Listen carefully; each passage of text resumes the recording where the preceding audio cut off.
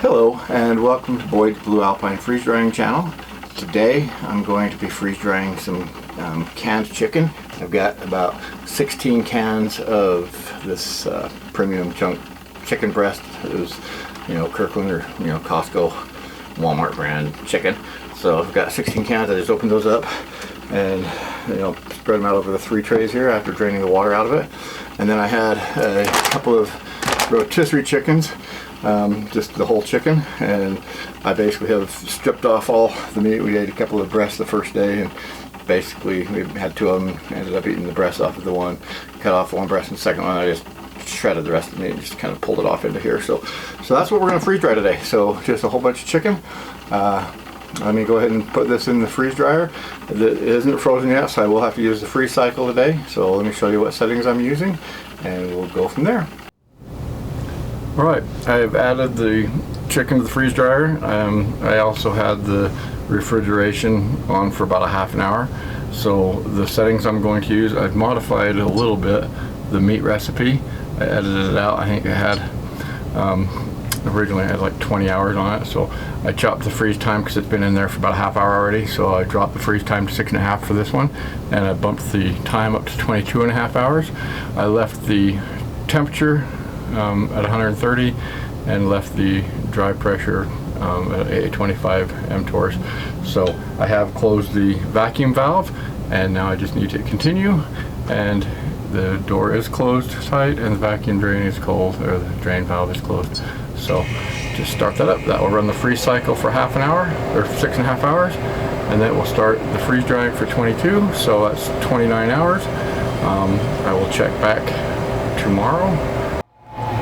Okay, we're now done. It's been 22 hours of, or 22.5 hours of dry time, freeze dry time, and 6.5 hours of freeze time, or freezing time. And the chicken. This is the roasted chicken, and this is the canned chicken. It's all done now. The pans are a bit warm because they're still on the heat, the heating cycle. But yeah, there's, totally dry meat. There's no, nice and flaky. A little bit flakier than you'd maybe want for a chicken. But it definitely seems to be working well.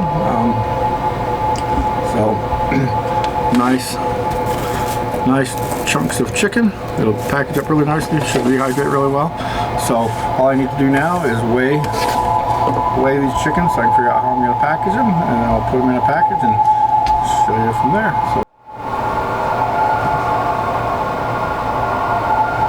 Okay, so we weighed the second tray, and weigh the third tray of canned chicken. It's 218 grams. 218. And now I'll weigh my rotisserie chicken. That was 320 grams. Okay, so now I will just package these all up, and once I get them packaged into the bags, I've got a couple of bags already opened up and ready. I just need to put the air packets in it, fill them with chicken. So I've got the bag weighed. I put 2 oxygen absorbers in there. These are 100 gram, or I don't know how many, 100 gram oxygen absorbers. So hopefully when I'm done it should absorb any oxygen that's left in this bag. Now I'm just going to fill this up. I'm going to try to, this is about 1.5 rotisserie chickens, which is probably enough to feed about 6 to 8 people. So I'm going to try to pack it all into this 2-quart jar. If it doesn't fit, I've got another one ready. It looks like it's not going to all fit. So pack that up, see how many grams we have. It's 215, 220 grams, so it's about 130 grams per serving is what I estimated, I think. I don't remember what I have. Yeah, about 130 grams per serving, so it's about 2 or 3 servings in there. So I'll close that up. Kind of squish out as much of the oxygen as I can. The oxygen absorbers are already in there.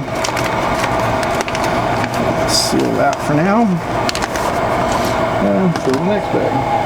got a slightly different bag, so I'm going to zero this one. A couple of oxygen absorbers in here. So I'll throw those two there. Zero that one out.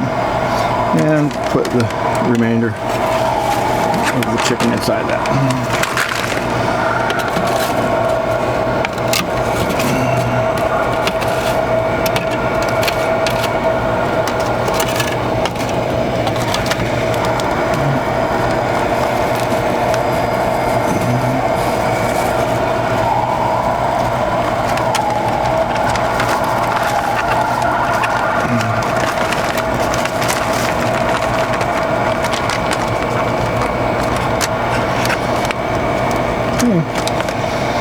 So 95 grams. Squeeze out as much of the air from that as I can. And seal that one up. I do have a little bag sealer for this kind of bag. Just kind of slide that over and just kind of pushing out the air. That closes that up. And zips that zipper bag shut. I might have torn that one. I might have put this in another bag. I'm not sure. So anyway. So that's that one. Alright, let's do a few more.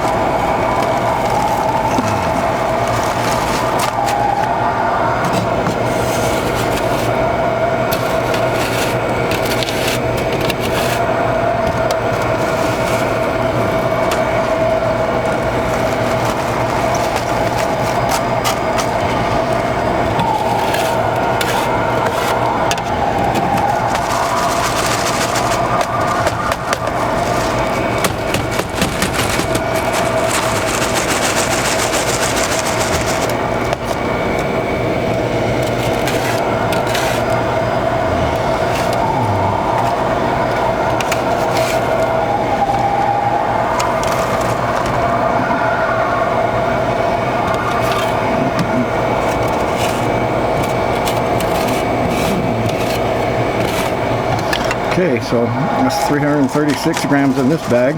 It's a lot tighter. It packs a lot tighter than the whole chicken did. This is a lot smaller chunks, and so that's about, I think I calculated this one out as about 100 grams per serving, but it's going to be a lot. So anyway, move the bag out here. One more bag.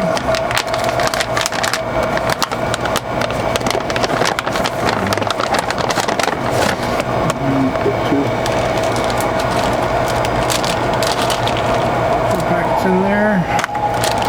And let's pour in the rest of the chicken here.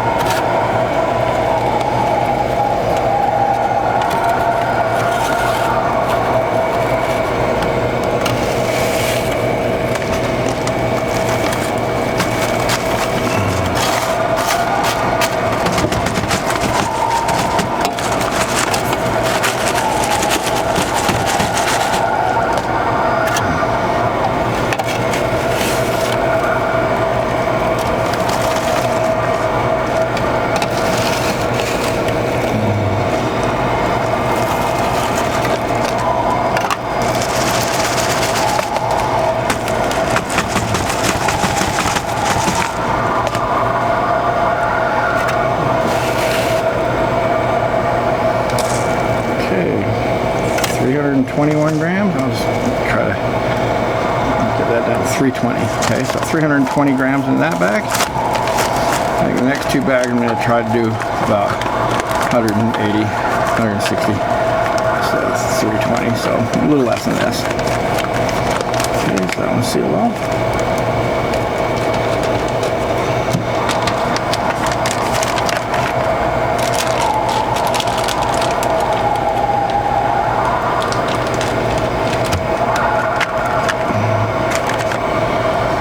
Zero this.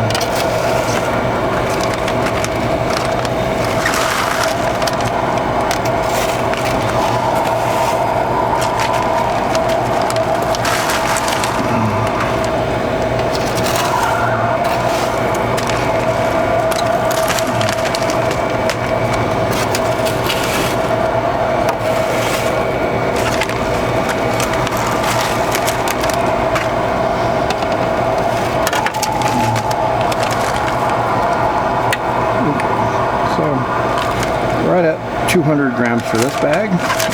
Push out some of the air, close that up.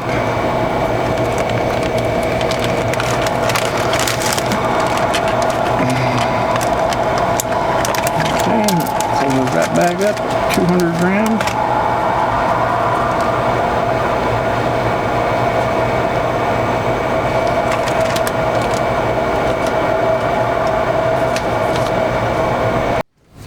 Okay, so I've got all my chicken bagged and Ziploc shut. Now I'm just doing a final heat seal on the bags. Once I get them heat sealed, I will calculate the amount of water that needs to be put back in each bag to rehydrate it, and I'll print up labels that have all the instructions, and including the ingredients and the volume and how much water was taken out of each package, so we know exactly how to rehydrate it. And so I'll put labels and package, including all the dates and the original wet volume and how much it weighs dry, how much water to re-add to it to get the original consistency, and then we'll put them in storage. So that's it. Thank you for coming to Boyd Blue Alpine Freeze Drying channel. Hope you enjoyed today's video on freeze-dried canned and rotisserie chicken. So if you're enjoying these videos, please like and subscribe. If you have any questions or comments, I'd be happy to read comments. If you've got something specific you'd like to see me freeze dry, let me know what it is. I'll try to get some and freeze dry it for you, so you can kind of see. If it's difficult, if I make mistakes, then you'll see what mistakes to avoid. If I get it right, you'll see what settings I use and how I process it to get it ready to freeze dry. So thank you very much again for coming to my channel. Hope you have a good day, and we'll talk to you later.